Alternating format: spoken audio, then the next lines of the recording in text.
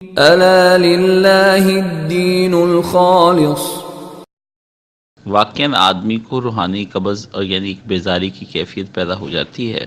تو اس کے لیے یہ ہے کہ وہ اپنی اسی قبض کے دوران اپنے تمام چیزوں کو جاری رکھے۔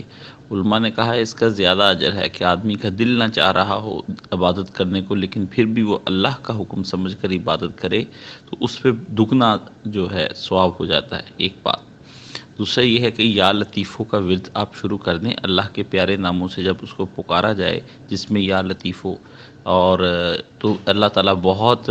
آدمی کے لیے راستے کھول دیتے ہیں، تو انشاءاللہ اس سے پھر عبادت کی طرف زیادہ دل لگے گا۔ تیسری یہ چیز جو آپ پوچھنا چاہ رہے ہیں کہ مزاج میں سستی کے لیے نبی علیہ الصلوۃ والسلام سے دعا، جی ہاں، اللہم انی اعوذ بک من الکسل والعجز والجبن والبخل وقرضۃ الدین وغلبۃ الدین وقہر الرجال، یہ ایک دعا ہے، یہ آپ کو نیٹ سے ڈاؤن لوڈ کر لیں، آپ کو وہاں سے مل جائے گی۔ اس سے دینی سستی اور دنیاوی سستی دونوں کا علاج ہو جائے گا، اور اس کے لیے اپنے آپ کو ورزش میں رکھنا، ایکسرسائز کرتے رہنا، یہ بھی بہت لازمی ہے تاکہ آپ اپنے شرور میں۔ تیسری اس کے اندر ہوتا ہے کہ عمومی طور پر آدمی اپنے سونے کی جو معمولات ہیں ان کو ٹھیک نہیں کرتا۔ آپ کو چاہیے کہ عشاء کی نماز کے فوری بعد سو جایا کریں اور فجر کے وقت آپ اٹھا کریں۔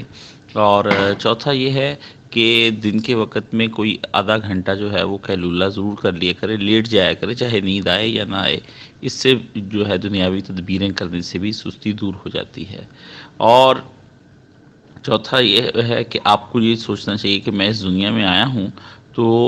اس دنیا میں میری کچھ ذمہ داریاں بنتی ہیں، مجھے یہاں لیٹنا نہیں ہے، نہ آرام کرنے کے لیے ہیں۔ وہ تو اپنے جسم کو کچھ دیر کے لیے راحت دینی ہوتی ہے، تو وہ راحت دے لیتے ہیں، آپ اس کے بعد پھر اپنا کام شروع کر دیں۔ تو یہ کچھ چیزیں ہیں جن کو ہم دنیاوی لحاظ سے کر بھی سکتے ہیں، تدابیر اختیار کر سکتے ہیں، اور آخرت کے حوالے سے دعائیں بھی ساتھ ساتھ اللہ پاک سے کرتے رہیں، انشاءاللہ بدن میں چستی محسوس کریں گے۔ فرنگی محل کے جو علماء ہیں وہ جو کافی اذکار بتاتے ہیں جس میں وہ نوکری کے لیے یا یہاں پر اور بھی کئی کاموں کے لیے وظیفہ بتاتے ہیں، اگر وہ وظائف اس میں کوئی شرکیہ کلمات نہیں ہے تو آپ وہ وظائف کر سکتے ہیں، اور ان کو اہل علم نے اپنے تجربات کا حصہ ہوتے ہیں، لہٰذا ان کو آپ سے فائدہ اٹھا لینا چاہیے، جس میں اللہ کا ذکر، دعائیں، اور اس کے علاوہ بھی کوئی اور دعائیں ایسی ہیں وہ ان کو پڑھ لینے میں کوئی حرج نہیں ہے، الا کہ اس میں کوئی شرک نہ والی بات نہ ہو۔ اور باقی یہ ہے کہ اہل حدیث منہج میں آپ پوچھتے ہیں کہ بیعت کر لینا چاہیے، جی ہاں، اس میں بیعت کر لینی چاہیے۔ بیعت کئی قسم کی ہوتی ہے، اس میں سے ایک بیعت ہوتی ہے بیعت اصلاح، کہ اپنی اصلاح کے لیے ایک عالم کے پیچھے پیچھے چلنا۔ تو اس میں ڈوز اینڈ ڈونٹس کا آپ پوچھتے ہیں کہ بھی کیا کرنا ہے اور کیا نہیں کرنا ہے، تو اس کے بارے میں میری جناب سے گزارش ہے کہ وہ اللہ اور رسول کے احکامات کے مقابلے میں کوئی احکام نہ آپ کو دیں، بس اتنی سی بات ہے، اور وہ آپ کو نیکی کا حکم دیں اور برائی سے بچنے کا کہیں، بس اتنی یہی بیعت ہے۔ اور تیسری چیز ان کا ادب ہے، جو استاد آپ کو سکھلائے ایسے استاد کا ادب اور احترام کرنا چاہیے۔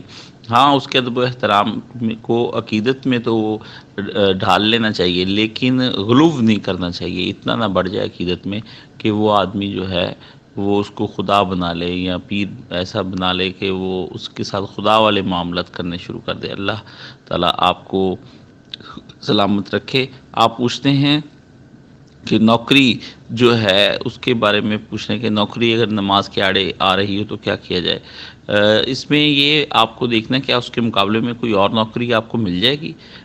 کیونکہ فقر جو ہے وہ آدمی کو کفر کی جانب لے جاتا ہے۔ اور نماز کے معاملے میں آپ کو بتا دیتا ہوں، ایسی نماز نوکری جس میں نماز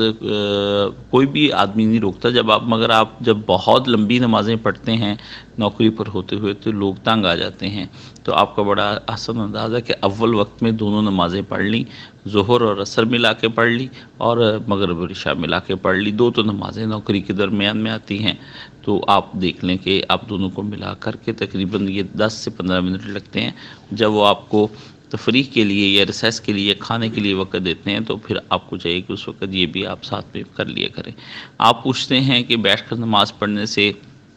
علماء نے کیا کراہت ظاہر کی ہے؟ بلا شبہ بیٹھ کر نماز نہیں پڑھنی چاہیے، آدمی کو کھڑے ہو کر پورے